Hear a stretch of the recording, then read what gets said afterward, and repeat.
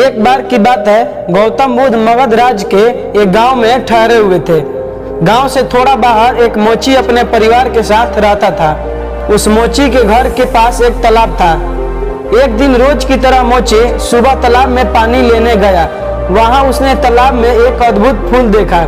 वह फूल देखने में बहुत ही सुंदर था और चमत्कारी भी प्रतीत हो रहा था। मोची ने तुरंत ही अपनी पत्नी को बुलाया और फूल उसे दिखाया। मोची की पत्नी आध्यात्मिक और धर्म में आस्था रखने वाली थी। वह फूल को देखते ही समझ गई कि जरूर यहाँ से महान गौतम बुद्ध गुजरे होंगे। उन्हीं के प्रताप से यह फूल खिला है। पुष्प को चमत्कारी मानकर मोची ने एक योजना बनाई।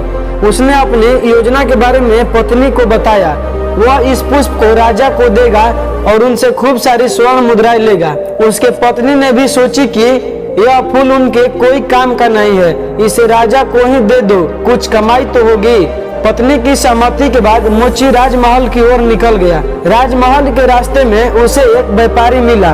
मोची के हाथ में वह फूल को देखकर रुक जाता है और मोची से पूछता है कि भाई, ये पुष्प कहाँ लेकर जा रहे हो? मोची कहता है कि मैं पुष्प को लेकर राजा के पास जा रहा हूँ। मैं इस पुष्प को राजा को भेंट करके मुंहमांगा इनाम लूंगा। व्यापारी ने प्रस्ताव दिया कि तुम यह पुष्प मुझे दे दो, मैं तुम्हें इसके बदले 100 स्वर्ण मुद्राएं दूंगा। मोची सोच में पड़ गया। जब व्यापारी इस पुष्प के लिए 100 स्वर्ण मुद्राएं दे रहा है तो राजा तो और भी ज्यादा देगा। यही सोचते हुए उसने व्यापारी को पुष्प देने से मना कर दिया। थोड़ा आगे ही चला था कि रास्ते में राजा आते हुए दिखाई दिए, जो गौतम बुद्ध के दर्शन के लिए जा रहे थे। राजा भी मोची के हाथ में वो दिव्य पुष्प देखकर अचंभित हो गए। राजा ने मोची को पुष्प के बदले 1000 स्वर्ण मुद्राएं देने को कहा।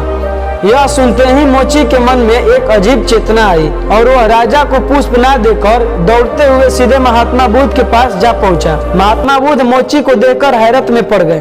उन्होंने मोची से पूछा तो मोची ने उन्हें सारी बात बताई। इसके बाद मोची ने वह पुष्प महात्मा बुद्ध के चरणों में अर्पित कर दिया और उनसे कहा कि पहले ये पुष्प देखकर मेरे मन में लालच आ गया था, लेकिन अब मैं समझ गया हूँ कि जिसकी छाया पड़ने से एक पुष्प इतना दिव्य हो गया हो, अगर उसकी शरण में मैं चला जाऊं तो मेरा भी धन्य हो जाएगा। इसके बाद वह मोची जीवन भर महात्मा बुद्ध का शिष्य बना रहा।